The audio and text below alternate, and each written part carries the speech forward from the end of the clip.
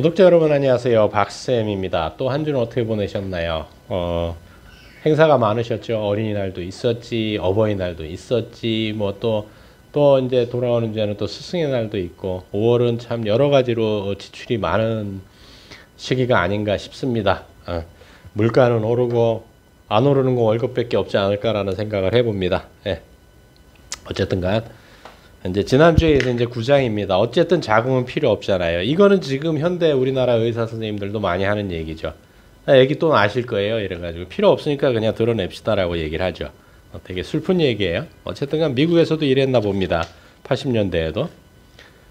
어쨌든 자궁은 필요 없잖아요. 참 재밌는 얘기예요. 158페이지에 이런 얘기가 있습니다. 예방 목적의 자궁 적출술은 빈대 잡으려고 초가 삼간에 불을 지르는 것과 유사하다. 임신을 막을 수 있는 덜 위험한 방법이 얼마든지 있으므로 자궁 제거는 말도 안 되는 소리다. 자궁암으로 죽을 확률보다는 자궁 적출술을 받다가 죽을 확률이 훨씬 더 높다. 이거 의사가 하는 얘기예요. 한때는 자궁 적출술을 생명이 위험한 상황, 즉 암이 있을 때만 시행했던 적도 있었다. 오늘날에 암의 징후가 있을 때 시행하는 수술은 전체의 약 20%에 불과하다. 전체 수술 건수의 3분의 1이 자궁 내벽의 양성 섬유종 때문에 시행되는 수술이다.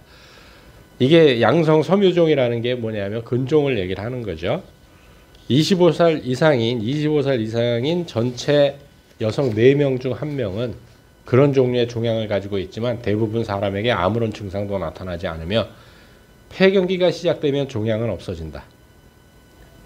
이 종양으로 인한 증상에 따른 문제, 즉 심한 고통이나 출혈 같은 문제가 나타나지 않는다면 자궁을 제거할 의학적 정당성은 하나도 없다.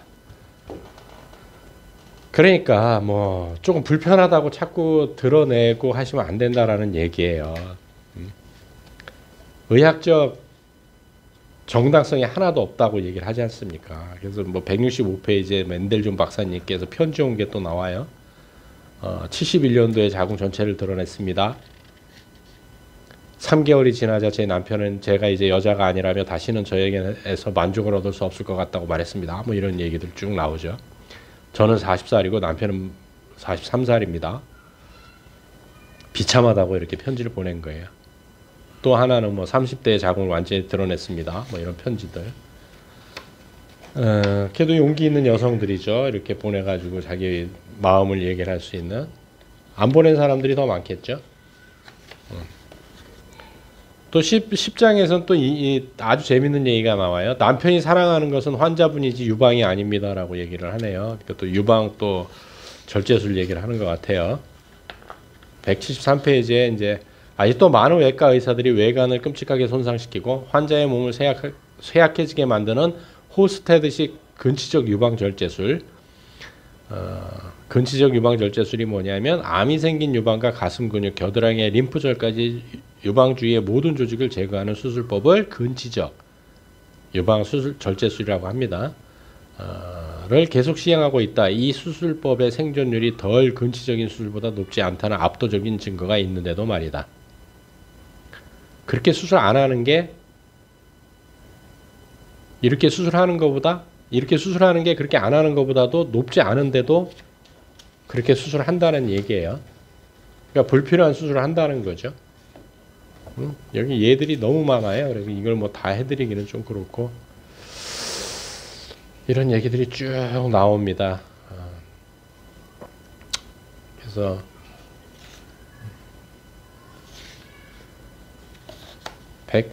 182페이지에 이런 얘기가 있어요. 어떤 형태의 처치도 유방암으로 인한 사망률을 낮추는데 뚜렷한 효과가 없음을 나타내는 많은 증거를 통해 볼 때 비생산적인 처치법보다는 발병 원인을 파악하는데 더욱 많은 노력을 기울이는 편이 현명할 것 같다.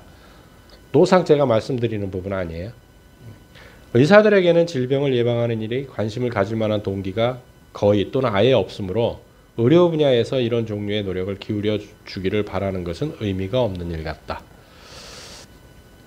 그래도 이번에 이제 제가 2016년도에 나온 책인데 삼성의료원에서 나온 책이 있더라고요. 삼성의료원 종합검진센터인가 어디서 나온 책인데 현대의학적 입장을 견지하면서도 모든 병의 근원은 식습관과 생활습관에 있다라는 것을 아주 객관적으로 한 책이 있어서 읽어봤었는데 상당히 내용이 좋더라고요. 물론 이제 현대의학적 입장을 벗어나진 않았지만 어쨌든 간에 식단을 병을 개선하려면 식단을 개선해야 되고 생활 습관을 고치는 것이 우선이다라고 병원에 오는 것보다 그런 얘기들을 적어 놓은 거 보니까 세상은 많이 변하긴 변한 것 같습니다. 184페이지에 만일 현대의학이 치료하는 환자들을 정말로 중요하게 생각한다면 의심스러운 약 처방과 처치를 계속 사용해서는 안 된다. 그 약과 처치 때문에 환자에게 피해가 생기지 않는다는 증거가 나올 때까지는 사용을 거부해야 한다. 근데 그렇게 하는가요? 그렇지는 않죠. 그래서 이게 불필요한 유방절제술 같은 경우도 좀 생각을 하라는 얘기시고요. 또 11장은 임신보다는 안전하다니까요. 이게 이제 뭔 얘기를 할까요? 그죠? 경구 피임약 얘기입니다. 피임약 얘기인데 189페이지에 이런 얘기가 있어요. 의사들의 장려에 힘입어 여성들은 20년에 걸쳐 경구 피임약을 복용해왔다. 근데 경구 피임약을 오래 드시면 가장 큰 피해가 뭔지 아세요? 피해라기보다는 부작용이 비만이 됩니다. 살이 찝니다. 네. 오늘날에 이르기까지 경구 피임약이 인체에 안전하다는 결정적인 증거를 아무도 발견하지 못했다. 아무도 발견하지 못했답니다. 안전하다는. 의사들은 자기네 환자들에게서 계속 나타나는 역효과의 사례들과 더불어 수많은 질병과 셀 수 없는 죽음에 책임이 있다고 과학 잡지에 발표된 다수의 증거들에도 아랑곳하지 않고 계속해서 경구 피임약을 처방한다. 라고 하네요. 아마 우리나라도 굉장히 많은 여성분들이 경구 피임약을 드시거나 아니면 이제 그런 피임 도구들을 사용하실 거예요. 요즘은 뭐 마이보란가 뭐 그래가지고 그 버스에 광고도 하고 뭐 이렇게 방송에서도 광고하더라고요. 190페이지에 보게 되면 경구 피임약이 호르몬의 균형을 바꾸어 생리적인 기능 장애를 일으킨다는 사실을 여성들이 알게 된다면 복용자는 많지 않을 것이다. 경구 피임약이 목표로 하는 결과는 몸의 기능 부전을 유발하여 자연적인 과정, 즉 배란을 교란하는 것이다. 따라서 경구 피임약은 복용하는 모든 여성을 문자 그대로 아프게 한다. 일부 여성들에게는 즉각적인 장애가 그다지 심각하지 않고 거의 눈치채기 어려운 것일 수도 있지만 어떤 여성들에게는 심각하게 나타날 수 있다. 그리고 잠재적으로는 약을 복용하는 모든 여성들이 치명적인 위험에 노출된다. 호르몬을 투여하는 거거든요. 호르몬을 투여하는 거기 때문에 우리 호르몬계가 혼란을 일으킬 수 있습니다. 지난 20년 동안 나는 경구 피임약 사용자가 겪는 사망률과 질병들을 밝힌 과학 연구들을 수없이 봐왔다. 이 여성들은 자궁 경부, 자궁, 유방 그리고 간에 암이 생기는 빈도가 더 높은 것으로 나왔다. 또한 경구 피임약은 심장마비, 발작, 당뇨병, 쓸개병, 폐색전, 고혈압 그리고 우울증과도 관계가 있다. 가족계획 수단으로 경구 피임약을 복용하는 여성들 중 일부는 막상 아이를 가지려고 하자 영구 불임이 되었다는 사실을 알게 되어 절망하기도 한다. 이상과 같은 커다란 부작용 말고도 질 감염이나 유방 확대부터 탈모가 되고 얼굴에 털이 자라는 증상에 이르기까지 사소한 부작용들이 수없이 많다. 호르몬을 건드는 거기 때문에 그렇습니다. 그래서 뭐 독성 쇼크 증후군으로 사망한 그런 통계도 나오고 여러 가지 이제 경구 피임약 때문에 이런 자료들이 쭉 나옵니다. 그러니까 경구 피임약을 안 하는 게 가장 좋고요. 남성들이 피임을 하는 것이 가장 안전한 방법이 아닌가라고 생각을 해봅니다. 그것도 완벽한 건 아니지만. 자, 12장은 자 임산부는 체중에 신경을 써야 합니다. 그래가지고 이제 또 엄마도 살을 못 찌게 하는 거죠. 204페이지에 아기의 탄생은 정상적이고 보통 그렇게 복잡한 것이 아니다. 그러나 의사들은 환자들이 출산을 그렇게 받아들이는 것을 못 견딘다. 그러면 대부분의 여성들이 산부인과 의사를 필요로 하지 않을 테니 말이다. 정말 우려해야 할 출산의 합병증이 대개는 의사의 불필요한 처치 때문에 생긴다는 사실을 수많은 여성들은 알아차리지 못하고 있다. 출산의 합병증이 의사의 불필요한 처치 때문에 생긴다고 합니다. 그런데 이제 그나저나 우리나라는 아이들을 안 낳으니까 산부인과가 점점 없어져서 출산하는 것도 상당히 문제긴 합니다. 엄마와 아기의 건강은 체중 증가 정도가 아니라 엄마가 섭취하는 음식의 질이 결정한다. 모든 임신한 여성은 충분한 열량, 단백질, 비타민 그리고 무기질을 섭취할 수 있도록 식이요법을 해야 한다. 그리고 정제가 아닌 식품에서 충분한 양의 칼슘과 철을 섭취하도록 주의를 기울여야 한다. 임산부들은 하루에 액체를 2리터 이상 섭취하는 것이 바람직한데 그러면 늘어나는 혈액을 처리하는 데 도움이 된다. 또한 엄마와 아이에게 충분한 영양을 공급하는 데 필요한 혈액의 양을 유지하기 위해서도 염분도 필요하다. 근데 우리나라는 뭐 염분 먹는다 그러면 아주 난리가 나죠. 의사들은 의대에서 환자들이 임신기간 중에 체중을 제한해야 한다고 배운다. 그러나 임신한 여성에게 어떤 영양이 필요한지에 대해서는 거의 아무것도 배우지 못한다. 이건 아마 우리나라 의대도 마찬가지 실정일걸요. 미국의 의대 가운데 학생들에게 영양에 대한 지식을 요구하는 학교를 나는 한 군데도 알지 못한다. 그것이야말로 현대의학이 예방에 중점을 두기보다는 사후 처치에 전념하고 있다는 것을 보여주는 또 다른 증거이다. 자신이 진료하는 임신한 여성에게 필요한 영양에 대해 의사들이 알고 있는 지식보다도 수의사가 임신한 동물의 식이요법에 대해 아는 것이 훨씬 더 많을 정도다. 이게 이제 그 유명한 닥터 월렉이죠. 월렉.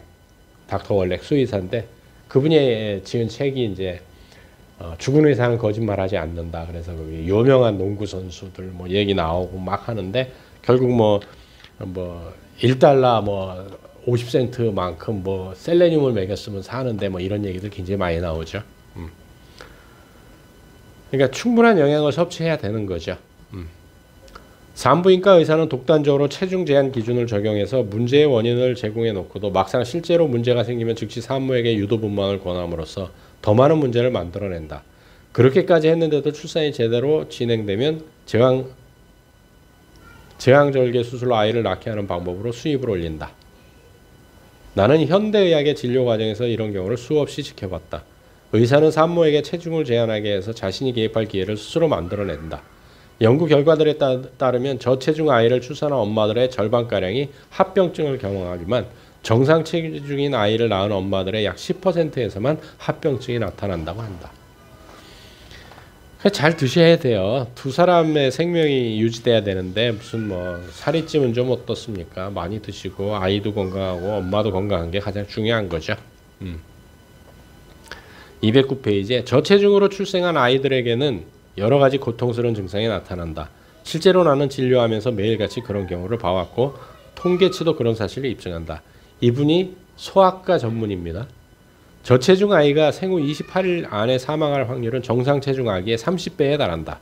저체중 아기의 절반가량에게는 정신지체가 나타나고 저체중 아이의 간질 뇌성마비 그리고 학습 또는 행동장애 발생률은 정상 체중 아이들의 3배나 된다. 이 참 답답하죠. 13장인데 계속 고통받고 싶진 않으시겠죠 라고 얘기를 합니다. 이게 뭐한 얘기냐 뭐 임신을 이익을 뭐 한데 어쨌든 간 211페이지에 불필요하고 잠재적으로 위험한 영향을 끼칠 수 있는 의사의 처치에 최초로 저항해야 하는 순간은 아마 입덧과 관련해서 메스꺼움과 구토가 생길 때일 것이다. 사람의 이제 이게 입덧에 대한 얘기네요. 사람에 따라 다소 차이는 있지만 수천 년 동안이나 그래왔듯이 임신한 여성 중 절반가량이 이런 증상을 경험한다. 이런 증상은 보통 24개월이 지날 무렵에는 사라지게 되고 그때까지는 적절한 식이요법을 따르며 증상을 최소화할 수 있다. 근데 이걸 자꾸 약으로 이제 조절한다는 얘기겠죠. 살리도마이드 얘기가 나오네요. 이제 드디어. 이게 되게 위험한 거죠. 그래서 사지가 안 생긴 아이들이 출생이 많이 됐죠. 닉 부이치치처럼 그렇게 팔다리가 안 자라는 거예요. 부작용으로. 또 이제 219페이지에 아기가 죽기를 바라는 건 아니겠죠 라고 이제 얘기가 나옵니다. 얘기가 나오는데 220페이지에 이런 얘기가 있습니다. 산부인과 의사들이 집에서 자연 출산하는 경우에 벌어질 위험을 어찌나 설득력 있게 납득시켰던지 임산부들은 질에 겁을 먹고 병원의 보호를 받아들이게 된다. 병원에 가기는 꺼림칙하지만 태어나지 않은 아기의 건강과 안전을 위해서는 반드시 그렇게 해야만 한다고 결론 내리게 되는 것이다. 인생의 대부분을 병원에서 보낸 사람으로서 단언하건대 병원이야말로 여러분이 살고 있는 도시에서 가장 오염되고 치명적인 장소이다. 이는 여러분이 반짝거리는 병원 복도와 빛나는 하얀 시트에 대해 지녔던 기존을 개헌하는 일치되지 않는 이야기일 것이다. 대부분의 병원들이 놀라울 정도로 깨끗해 보인다는 점은 나도 인정한다. 그러나 현미경을 가지고 들여다보면 진실은 결코 그렇지 않다. 어찌나 병균이 우글대는지 입원 환자 5%는 입원 당시에는 없었던 새로운 병균에 감염이 된다. 그 결과 환자들의 입원 기간은 평균 일주일가량 늘어난다. 세상에서 제일 위험한 곳이 병원이라 그랬어요. 그럼 뭐 이 맨델존 박사님만 하는 얘기는 아니고요. 226페이지에 300개의 병상을 가진 어느 병원을 대상으로 한 연구 결과에 따르면 간호사들은 7번에 한 번꼴로 잘못된 투약을 한다고 한다. 평균적인 환자는 입원해 있는 동안 12번이나 잘못된 투약을 받게 된다. 참으로 무서운 가능성이다. 일부 환자들은 잘못된 투약 때문에 죽음을 맞기까지 한다. 최근에 본 사건 중에서 가장 충격적이었던 경우는 7자녀의 엄마가 시내의 대형 병원에 입원했다가 다른 환자에게 투여할 약을 먹고 사망한 사건이다. 보스턴의 어느 대형 병원에서 외과 환자들을 대상으로 단백질과 열량의 영양 결핍 상태를 조사한 결과 환자 절반이 기준치에 미달하는 것으로 나타났다. 25%는 영양 상태 때문에 입원 기간이 길어질 정도로 심각한 상태였다. 다른 연구에서도 병원에 입원해 있는 환자 22%에서 50%가 영양실조라는 사실이 발견되었다. 영양실조는 나이 든 환자들에게는 흔한 사망 원인이었다. 이런 케이스는 너무 많죠, 사실은. 저도 이제 뭐 병원에 입원해 본 지는 너무 오래돼서 이제 희미한데 2000년 초반에 한번 제가 병원에 입원을 해서 수술을 한 적이 한 두세 번 있었었는데 2001년이었던 것 같네요. 병원에서 주는 밥을 먹고 그 밥을 먹다가는 그 밥 때문에 환자가 되겠더라고요. 정말 일단 너무 배가 고프고요. 또 음식들은 전부 싱겁고요. 그러니까 맛이 없는 거죠. 빨리 회복하려면 맛있는 걸 먹고 기분도 좋아지고 원기를 회복해야 되는데 그게 안 되더라고요. 그래서 병원에서는 먹지 말라고 하는데 면회 오는 사람들한테 먹을 것 좀 사다 달라 그래갖고 뭐 샌드위치니 뭐니 막 먹었던 기억이 납니다. 229페이지에 의사가 확실하게 경고하는 합병증 가운데 하나는 탯줄이 아이의 목에 감길 가능성이다. 의사는 그런 사고가 생기면 아이가 몇 분 안에 사망할 수도 있기 때문에 문제가 생기면 즉시 해결할 수 있도록 병원에서 아이를 낳아야 한다고 말할 것이다. 의사가 말해주지 않는 사실도 있다. 아기 목에 탯줄이 감겨 있는 것은 몹시 흔한 일이며 한 번이건 두 번이건 아니면 여러 번 감겨 있다고 해도 그다지 위험하지는 않다. 그렇지만 진통제야 마취제 또는 그 밖에 여러 가지 처치를 사용하는 병원에서 분만할 때는 탯줄이 아이에게 압착되어 있으므로 그런 사고가 심각한 위험이 될 수 있다. 자연 분만할 때 문제가 안 된다고 하시네요. 이분 소아과 전공이라니까요. 소아과 전문이에요. 병원 분만의 경우 의사가 태막을 찢어버리기 때문에 탯줄이 탈수되는 일이 흔하게 일어나지만 탈수라고 하는 건 분만 중 탯줄이 아기 밑으로 내려가 버리는 현상을 말한답니다. 집에서 아이를 낳는 경우에는 그런 일이 거의 생기지 않는다. 의사가 경고하는 또 다른 합병증 중에서 출혈은 태반의 조산이나 다른 여러 가지 이유로 병원 분만에서는 흔히 일어나는 일이지만 가정의 안정적인 환경에서 출산할 때는 거의 일어나지 않는다. 이분은 딸이 3명인데 전부 다 자신의 집에서 출산을 시켜버리죠. 그걸로도 꽤 유명한 의사세요.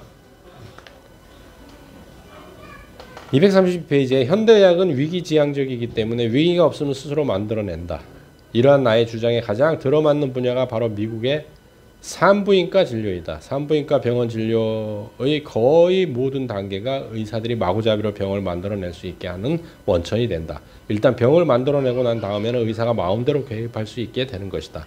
비극은 여기서 끝나지 않는다. 의사의 개입으로 생긴 합병증 때문에 여성이 남은 일생 동안 산부인과의 환자가 되어야 하는 경우가 종종 생긴다라고 얘기를 하십니다.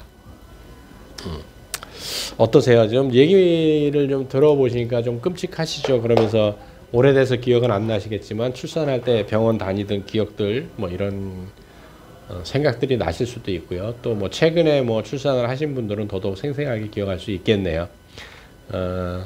그런데 언제부턴가 현대의학이 어떤 일을 만들었냐 하면 출생부터 임신도 질병이 됐고요. 출산도 질병이 됐고요. 죽음까지도 질병으로 만들어 버렸습니다. 생이 있으면 사가 있는 게 당연한 자연의 순리인데 그거조차도 병으로 전락해 버린 요즘 시대를 살아가는 게 약간 슬프기는 하지만 이 속에서 스스로 좀 깨우치시고 느끼셔서 조금 더 건강한 생활을 영위하시다가 행복하게 가정에서 태어날 때는 내가 울었지만 눈을 감을 때는 주변 사람들이 눈물을 흘려줄 수 있는 삶을 사는 게 어쩌면 더 아름다운 삶이 아닐까라는 생각을 해봅니다. 다음 주에 뵙도록 하겠습니다.